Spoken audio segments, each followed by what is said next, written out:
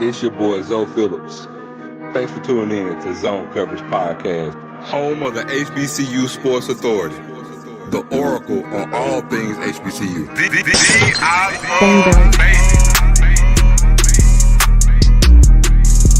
I'm gonna tell you like this. If I tell you a mosquito can pull a wagon, don't ask me no questions. You better look at it. Look.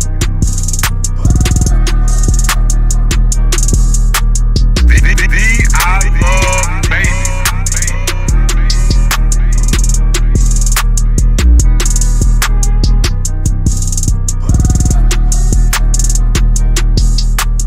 From that north. It's your boy Zoe Phillips.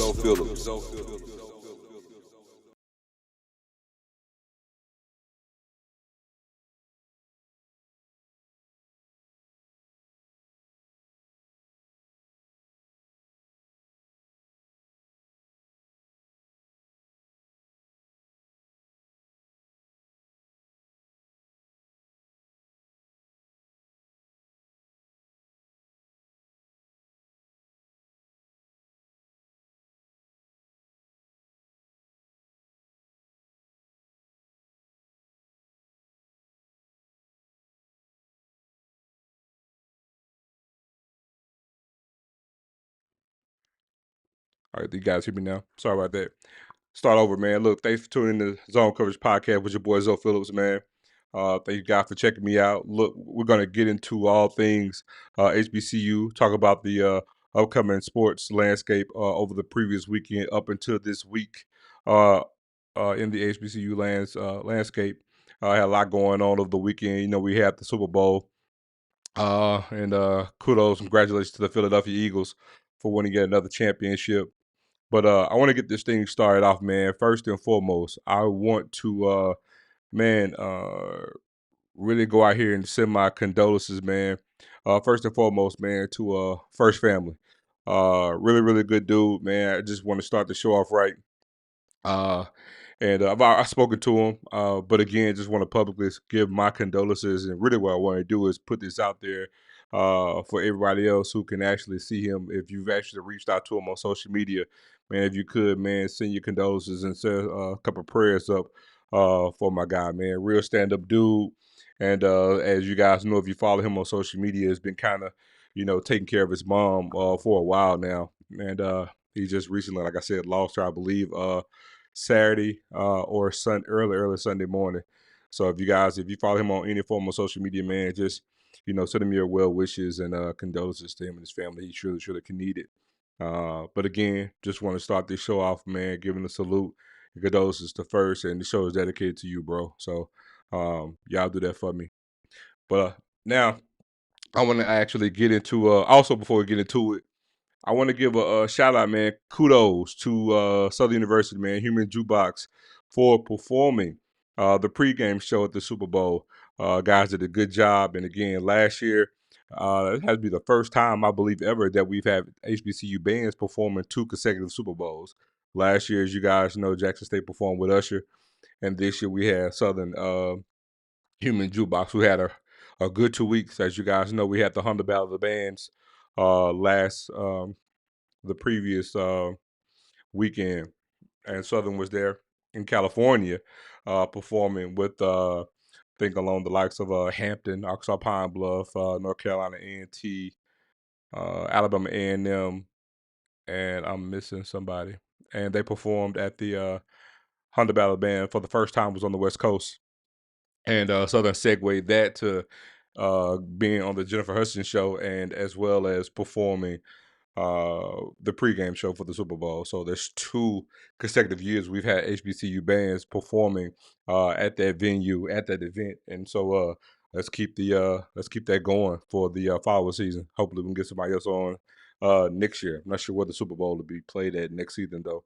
Um, at any rate, man, we got a lot of good HBCU news, man. I'm gonna actually start this thing out. Excuse me, with Angel Jackson.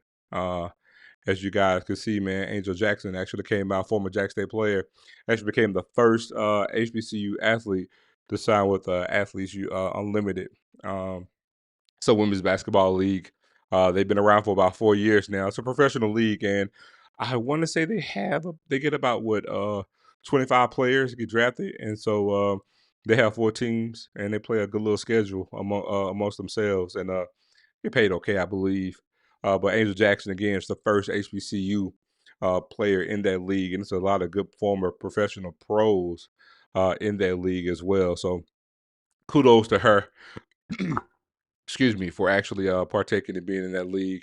So really, really, really good job. And again, we need more HBCU players, in that space, whether it's in Athletes United or the WNBA, and having some sustained success. And while we're on women's basketball, I want to give a shout out to Jack State latest uh, committed player, which is Layla Grant, coming out of Lynx Academy. It's a boarding school, kind of like Oak Hill. Put sure to say, man, 6'2" power forward, really really good pickup for Margaret Richards in Jackson State, and she's averaging a double double. So it's a huge huge get, and so far so good on the recruits that Margaret Richards has been targeting. So she's doing very very well her first year at Jackson State.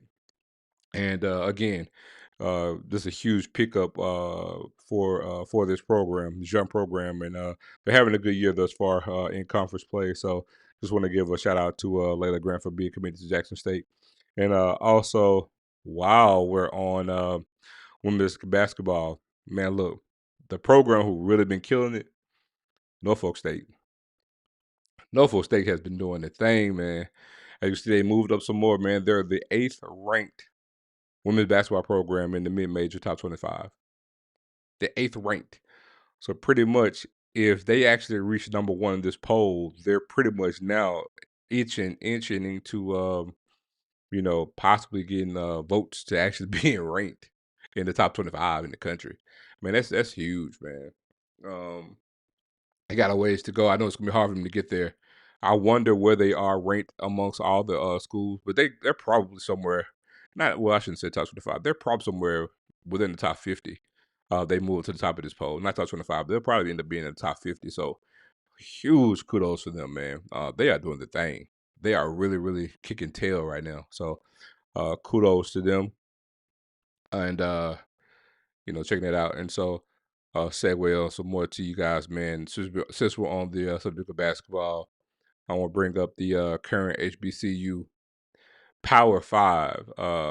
And when this actually came out, man, you're talking about you got Norfolk State, as you guys can see, coming in at number one. You got Southern coming in at number two, which I'm unsure how this will head in, knowing that Southern lost a real tough close game yesterday. Two, I believe, Bethune Cookman. I think they lost two. You got Howard coming in at number three, Delaware State coming in at number four, and you got Jackson State coming in at number five. Right here in the HBCU Power Five. So again, I expect some movement in this week. I don't think Southern's going to really drop. I think it's going to depend on what Howard, Delaware State, and Jackson State does. I think if they all win, I think they'll still probably end up staying pat next week unless Norfolk end up losing to somebody. But outside that, it should be fine. All right, you guys, we're going to segue here over to man, Chicago State. Wanted to kind of get into this for a little while. Chicago State, man, is actually, officially put their hat and they're noticing to everybody that they're going to start their first official team to officially have football at the institution. Huge move for them. Chicago State, dead smack in the middle of Chicago, announced that they're going to officially use a search firm to hire their first official head coach. They still haven't announced when they expect to have a target date of when they're going to actually have a program, but they're actually targeting to start off as an FCS program, which I find that difficult to do, but that's the plan that they have that they're going to aim for. So huge news. I'm almost interested to see what they're going to do. We know whether they're going to be independent, how they're going to matriculate and move up and get that done. But kudos to them. Another team in the fold. And unlike a lot of the other HBCU programs, if they actually go up to FCS, man, they're in a major, major market. Dead smack in Chicago. And they have a pretty big enrollment, so they've raised the money to get this stuff started, and I'm really interested in all the other little moving parts. What they're going to pay the coach, what they're going to do about staffing, all this kind of stuff. It's going to be really, really cool to see and watch them get their program up and running to see what that looked like and what their end game is. You know, uh, hey, could they be another school possibly thinking about joining the MEAC or what that looks like? So it's gonna be real interesting to see, what all that's going to entail. And speaking of the Super Bowl over this past weekend, man, look, gotta talk about this, man. Got a lot of people talking about this. I'm sure you guys watched the game. Alabama A&M had a commercial during the Super Bowl, and but the commercial it was in select markets, so it wasn't everywhere across the country, but it was in targeted markets that they wanted to choose to take a look in, and I'm really really interested to see the dividends of it. Now, there's been some rumblings, some people saying, "Oh my God, the amount of money that the ads cost to during the Super Bowl to run that ad and." Alabama A&M, we don't have the type of money to be paying for this type of stuff. And I'll just say this. Um, I would like to see more schools do it. I'm in the minority. I think it's a good thing for them. Whatever you got to do, man, for marketing and advertising for your institution, do it. Think outside the box. And it's paying dividends because we're all talking about it right now today. And again, it's going to reach prospective students. It's going to reach prospective athletes. And mind you, Alabama A&M just they were another band as well that were in the Honda Battle of the Bands in Los Angeles last week. Them and Alabama State. But think about that. I mean, anything you can do to get your university to shine on the national stage, you do that and it'll pay for itself. And again, I know people say, well, they don't have the money, or we figure what the schools can and can't pay for. But man, look, we don't know what's going on behind the scenes. They may have a particular donor that may help with it. They may have had sponsors that help with it. We don't know all the ins and outs of how that came about and how it came to be, but they got it done. And guess what? School's not a threat to close behind it. So again, we don't know what type of benefits that they'll reap from this, but kudos to them. Again, thinking outside the box, and I'm all for it. I wish more schools would do it. We got to be different. If we're talking about growing and spreading our wings and reaching saying new markets and reaching new prospective students, and growing the institution, you got to do some different things to get different results. And so, kudos to it. And like I said, it was cool to see, and they can count me in a number. I think, like I said, more HBCUs should do it, and I'm almost like hell. I wish Jack State had it. You know what I'm saying? So, but kudos to them. I think it was a damn good deal that they actually did that. Look, and on the HBCU front, man. Look, we gotta talk about this too, man. Prairie View, man. Prairie View gotta look for another homecoming opponent. Knowing that the school they were actually going to play, what was that? North American University, a school who doesn't even have a logo. I don't even know where the school is located at. They aren't even a part of the NCAA. I want to say they're an NAIA program, but be it as it may, they folded their football program and folded that thing before spring even got here. So now, and this was Prairie View's homecoming opponent. So now they're scrambling to try to schedule another opponent, which is going to be tough this time of the year. The only thing they can do is try to hope somebody who still has an open date, and they're probably going to try to find a D2 opponent to get it done. And man, I hate that it happened to them, but maybe it could be a good thing because maybe now our institutions could stop scheduling the likes of these types of programs and Virginia Lynchburg, things of that nature. Man, look, schedule a competitive game and or schedule schedule. I'm honestly of the mindset that every SWAC program should only schedule one D2 school if you're going to schedule one. I really don't want them to schedule them, but I get the whole context of, there's some history between certain programs, so I get that. But if you may, and if you have to, maintain those, man, only schedule one, what I'm saying, D2 school, preferably good programs. But, there are some ties there. You have Tuskegee, you got, Miles with regards to Alabama State and Tuskegee with Alabama State. And you have some other D2s or close proximity to other states to certain schools. So I get that, with some Salem State, they have some rivalries in the CIAA within some schools in the MEAC. So I get that. But outside of that, man, really don't need to be scheduling any D2s and really don't need to be scheduling any NAIA programs. Seriously. Homecoming or not. So like I said, I hate that it had to happen to Prairie View. I really, really do. But hopefully they can find another program. If not, they're gonna be doing like Jack State when Grambling canceled on us. Had to have a scrimmage for homecoming. And when that did happen, we still got about 38,000 people for homecoming. So I don't see that happening for Prairie View, but I hope they can schedule another game so they won't get screwed out of a good homecoming game and homecoming festivities or whatnot.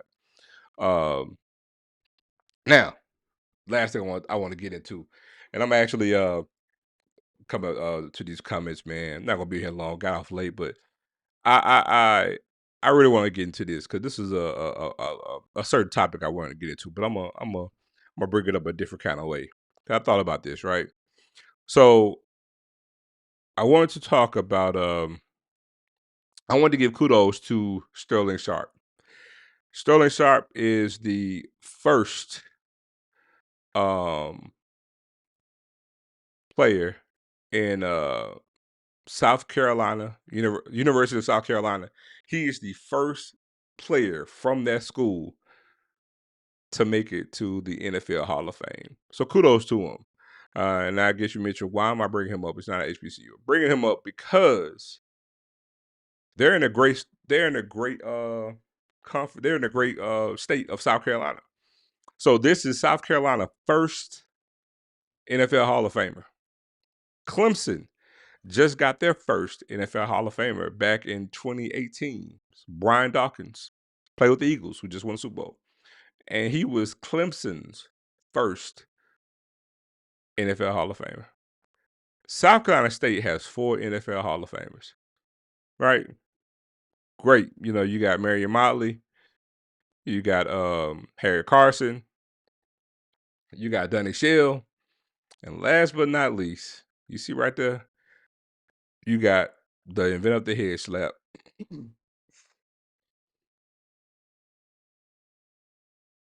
And excuse me, you got Deacon Jones. Sorry, forgive me. The inventor of the head slap. Now, bringing this up for a particular reason. Deacon Jones, great player, invented the head slap. I mean, he coined the term sack. He invented the term sack, sacking quarterbacks. Deacon Jones. Did you guys know that Deacon Jones is counted as an NFL Hall of Famer by 2 institutions? Deacon Jones is represented in the NFL Hall of Fame by South Carolina State as well as Mississippi Valley State University. So, how is it that an NFL Hall of Famer can be recognized as an NFL Hall of Famer by 2 institutions? And that's not the only one. There are, I believe, 3 other NFL Hall of Famers that are actually represented by 2 institutions. So I bring this up because This is where what I really want to talk about today. Travis Hunter. Travis Hunter, as you guys know, has won the Heisman. And there's a video out right now. He was asked on, I believe it was I Am Athlete, I believe. And he was asked, do you believe that Jackson State can say that they have a Heisman winner? He said, most definitely. I went to Jackson State first, and I broke into college and gave it a go first at Jackson State before going to Colorado. And I'll be honest, you could count me in the number that I used to be like, like anybody else. If someone actually transfers someplace else, then that other school gets the credit for everything. But the college football landscape has changed. And I think the main stigma that would differentiate or the demarcation to say a player is represented by said school would be what he did or didn't do for your program. So typically, if a guy was just at your school and he didn't play, but played somewhere else, then I get it. It's fair game to say, oh, he coined and made his name at another institution. But I look at Jalen Hurts. Jalen Hurts was a star at Alabama, played 1 year in Oklahoma. So does Alabama have the right to say that they have an NFL NFL Super Bowl MVP in their midst? I would say yes, because he played more at Alabama than he did at Oklahoma, but he was just drafted out of Oklahoma. So now when I bring up the question about Travis Hunter had an amazing season at Jackson State and left after his freshman year. Still number one ranked recruit in the country. And he played 2 years at Colorado, 1 year at Jackson State. But he had a damn good year at Jackson State. And to be honest with you, all the fervor of what Travis Hunter did came with him when he came to Jackson State. His name rang a lot louder and truer at Jackson State. So can Jackson State say that they have a Heisman Trophy winner? I would actually venture to say yes. And you know what else? I don't see why anybody would disagree with that. I honestly think if I'm at Jackson State right now and I'm in the athletic department, I put everything out about Travis Hunter being a Heisman winner from Jackson State. I put all of it out there. In this new college landscape, I mean, because if you guys look at the big picture, you're going to have a player for a 1 year rental all across the board. So are you only going to have accolades for just a player who just plays 1 year and get drafted and it's the luck of the draw? No. We always say once a tiger, always a tiger. There's no asterisk behind that. Once you're a tiger, always a tiger. So under this new landscape, you're going to have players everywhere playing for 1 year. If they come and put your uniform on and they contribute to the record books, anything that happens, you could count it a fair game. I think that's what's going to happen in the new college landscape, and I don't see how anybody can disagree with it. I think under the old premise, under the old guys, I think everybody would be correct. Yes, if you had a player that came and didn't play and went somewhere else and balled out, sure, he earned his reputation at another institution. But if he played at your institution and played at another one, I mean, it's fair game. And honestly, I don't even think it's a reach. You know what I'm saying? The difference is, and we get it, is what he did in that season at Colorado. Now we can't deny that it is what it is. But can we say we have a Heisman winner from Jackson State? We sure can. Sure can. So, you look at Russell Wilson. I can name a ton of players. Russell Wilson played at North Carolina State. A lot of people don't even know that. He played 3 years at North Carolina State. Played 1 year, Wisconsin. He was drafted out of Wisconsin. So is North Carolina State now not supposed to claim him or disassociate themselves with him? I totally disagree. Like I said, I think it just comes down to contribution of the team. Shador Sanders. Shador played 2 years at Jackson State, 2 years at Colorado. So what do we say? disregard what he did at Jackson State because they're not doing that when they mention him now, getting ready to get drafted. They mentioned that he was once at Jackson State and once at Colorado. You look at Cam Ward, who's probably going to be the number one pick in the draft. Cam Ward played at 4 schools. Played at Incarnate Ward, Washington State. I'm sorry, 3 schools. Incarnate Ward, Washington State, Miami. So what do? Since he's drafted out of Miami, we disregard all the other years. We just say, oh, he was drafted from Miami because he was a damn dog at Washington State. He was a dog at Incarnate Ward. So, the thing is, I think the landscape has changed. I think the metrics have changed. I think a lot of things of how we view a lot of things have changed now. So, can Jackson State actually go ahead and have them a bust? They sure can. Because they can actually say a former player here went on to win the Heisman. Because he's well known. Travis Hunter is fully integrated and associated with Jackson State. Therein lies the difference. Him signing to Jackson State made waves across the college football landscape. It didn't make waves the way it did him going to Colorado as much as it did with him coming to Jackson State. That much rings true. You want to know how I know? There's an exhibit right now at the College Football Hall of Fame. There's a HBCU exhibit, a wing per se, in the College Football Hall of Fame. Go in there and look and tell me what you see. You're going to see Travis Hunter sign with Jackson State. It's there.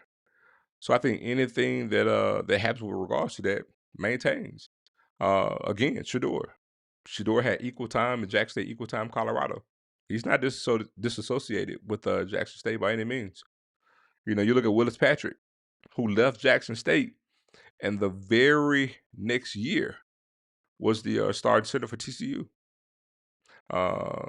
He's not disassociated, and he's an alum. You look at Shiloh Sanders. Shiloh Sanders has a degree from Jackson State. If Shiloh Sanders goes and gets drafted in this upcoming draft, I mean, Jackson State can lay claim to that. No, he wasn't drafted out of Jackson State. I mean, but played 2 full years, Jack State. Shiloh Sanders played more at Jackson State than he did at Colorado. So, the thing is, they're vested. So I think, again, the way we look at that, the way we the way we digest that, we have to open our lens and open our mind and be open to change. Because again, the college football landscape has changed totally, and the way we view it has changed. And again, you don't evolve or die. So just wanted to throw it out there. It was some great dialogue about it. I know some people's like, "Oh no, you don't do this," but the only constant in this world is change, and the college football landscape has really, really changed to the point of no return. And so we can't be stuck in this old rut of, oh, well, you're only be considered where you were drafted from. No, because I promise you, if we really stay in that mindset, no FCS program of any school will be able to lay claim to really any player. Any. Because all of us are going to have players for a 1-year rental. All of us. The 1%ers now are the kids who actually sign with your sign with your school out of high school and actually finish in 4 years and graduate. Those will be the 1%ers. I mean, like, those numbers of those kids of that happening are going to be so slim that it's going to be crazy. So, uh, we got to really talk about and have a serious conversation about what that look like and how we're going to present that or how we're going to treat that with regards to our numbers. Because I can tell you right now, from Jackson State, any former player now in this new landscape, if you came to Jackson State and actually contributed, and you could do like what you do with stats, right? You should have a minimum standard. If you have a minimum amount of snaps or a minimum amount of playing time, you're considered now stats to actually go into the annuals of your contributions. And now, hey, if you played a set of plays for your time here, you get drafted. We can say, hey, you got drafted here, you got drafted from here because it's right there in the Hall of Fame, right there. So what's the difference? Because Mississippi Valley and South Carolina State share the same NFL Hall of Famer. It's right there. And there are, I think, 3 or 4 players in the Hall of Fame who are claimed by 2 separate schools. So if it could be done in the Hall of Fame, it could be done on the landscape of college football. So, yeah, man, that's my take on it. Let me go through some of the messages here in the chat right quick, man. And I'm not gonna hold you guys too much longer. I just wanted to come up here tonight, man. Uh, came in a little bit later than normal, and see what we got here. We got Shayna. She said, "It's work. The resume, every place contributed to the success of the player. As for Travis and the moves he made, every school played a part to get that trophy." I definitely agree, Shayna. Definitely agree. Let's see, and I would even have a Travis Hunter section wherever they keep all the trophies. For sure. I'm sure Travis would sign off on it. It would even be dope if they could send a Hasman to Jax. Yeah, if I'm Jack State, I create my own replica. I do it. And he needs to continue controlling his narrative, and his blessings will continue. Very much so.